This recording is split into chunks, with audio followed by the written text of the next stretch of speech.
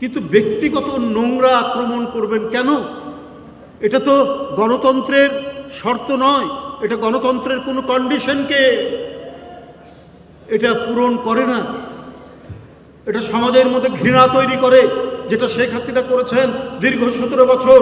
প্রতিদিন প্রতিটা মিটিং সমাবেশের মধ্যে তিনি জিয়াউর রহমান, বেগম জিয়া এবং তারেক রহমানের বিরুদ্ধে কুৎসা রটনা করেছেন, বাজে কথা বলেছেন, ঘৃণা রটিয়েছেন এবং মিথ্যা অপপ্রচার করেছেন। বলেননি আপনি? এখন তিনি তো পলাতক অবস্থায় আছেন। বলেছেন মালয়েশিয়ায় নাকি তারেক রহমানের কলকারখানা আছে, সেটা বলেছিলেন বিএনপি যখন গতবার ক্ষমতায় 2001 সাল থেকে 2006 সাল পর্যন্ত। সেই সময় প্রতিনিয়ত এই কথাগুলো বলতেন। কিন্তু 17 বছর ক্ষমতায় থাকার পর মালয়েশিয়ার কোন জেলায়, কোন স্থানে, কোথায় তারেক রহমান কোন জায়গায় মিল ছিল, কারখানা ছিল, একটা ঠিকানার কথাও আপনি দেখাতে পারলেন না বাংলাদেশের জনগণকে। বাংলাদেশের কাছে সেটা উপস্থাপন করতে পারলেন না, কিন্তু অনর্গল মিথ্যা কথা বলে গেছে। এই মিথ্যা কথার পরিণতি ভালো হয় না। যারা এখনো মিথ্যা কথা বলে কলঙ্ক রটনা করছেন এবং পরিকল্পিত এবং কৃত্রিমভাবে সংঘাত সৃষ্টির যারা সমাজ জমিন তৈরি করতে চাচ্ছেন, তাদের জন্য মঙ্গলজনক হবে না।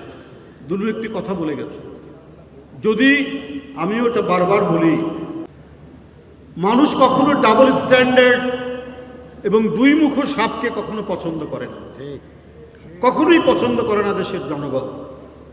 আপনি 5ই আগস্টের পরে বললেন আওয়ামী লীগকে মাফ করে দিব এবং পার্শ্ববর্তী একটি দেশের সাথে সম্পর্ক উন্নয়ন করবেন, সম্পর্ক তাদের বৃদ্ধি করবেন।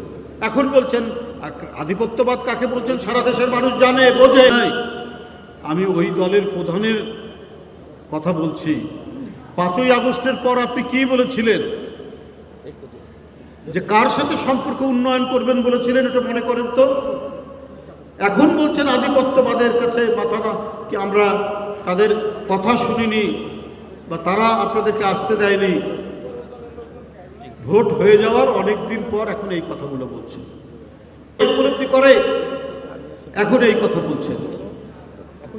এই কথা বলে কোনো লাভ নেই, বরং যে সংস্কৃতি আপনারা তৈরি করেছেন 5ই আগস্টের পর থেকে, এটার খেসারত কিন্তু আপনাদেরকে দিতে হবে।